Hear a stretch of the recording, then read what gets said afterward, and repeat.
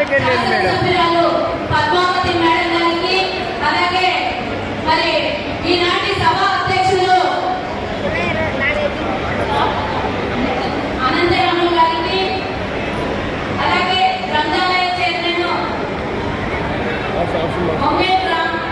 బొమ్మవేటి రామారావు గారికి, అలాగే అమరావతి లక్ష్మీనారాయణ గారికి, కొండె మల్లికార్జున గారికి, వివిధ జిల్లాల నుంచి ఇచ్చేసినటువంటి పెద్దలు, అలాగే మండలాల నుంచి ఇచ్చేసినటువంటి మండల అధ్యక్షులు, ఇంకా మా మహిళా విభాగం ఇందాకనే ప్రమాణ స్వీకారం చేసినటువంటి మహిళా విభాగం, అలాగే అధ్యక్షులు వెంకటేశ్వర గారికి, జిల్లా అధ్యక్షులుగా ప్రమాణ స్వీకారం చేసినటువంటి వెంకటేశ్వర గారికి, అలాగే వివిధ కమిటీ అందరికీ కూడా మహిళా విభాగంతో పాటు ప్రమాణ స్వీకారం చేసిన ప్రతి ఒక్కరికి కూడా శుభాకాంక్షలు, ధన్యవాదాలు తెలియజేస్తున్నా. మేడం గారు పక్కన ఉన్నారు కాబట్టి ఎక్కువసేపు నిలబెట్టదలుచుకోలేదు.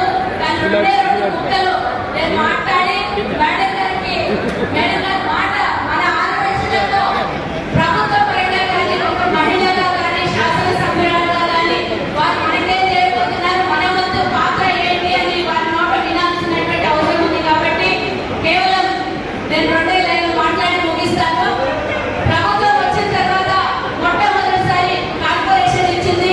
సూర్యాపేట జిల్లా సాక్షిగా ప్రభుత్వానికి, మంత్రివర్యులకు అందరికీ కూడా ధన్యవాదాలు తెలియజేస్తూ, మరి అన్నిటికన్నా ముఖ్యం మహాసభ అంటే 1,50,000 సభ్యత్వం ఉన్నటువంటి ఏకైక సంస్థ, దేశంలోనే అతిపెద్ద సంస్థ అనుకుంటాను నేను.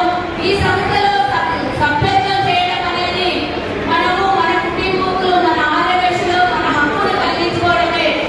ప్రతి ఒక్కళ్ళు ఆర్యవేశ సంఘంలో మహాసభకి సభ్యత్వం ఉండాలి. 18 ఏళ్ళు నిండిన వాళ్ళు. ఇప్పుడు ప్రమాణ స్వీకారం చేసిన మా మహిళలందరూ కూడా కేవలం ఈరోజు ప్రమాణ స్వీకారంతో ముగియకుండా మండలాల ప్రమాణ స్వీకారాలు, దాంతో పాటు సభ్యత్వము, అన్నిటికన్నా మించి రాబోయే స్థానిక సంస్థల ఎన్నికల్లోనే మరి ఎవరైతే ఇష్టంగా ఉంటారో, పూర్తిగా ఫుల్ టైం పాలిటిక్స్ చేస్తున్నారో వాళ్ళకందరికీ రాబోయే కాలంలో సహకరించి టికెట్ వచ్చినటువంటి వాళ్ళకందరికీ కూడా గెలిపించుకునే విషయంలో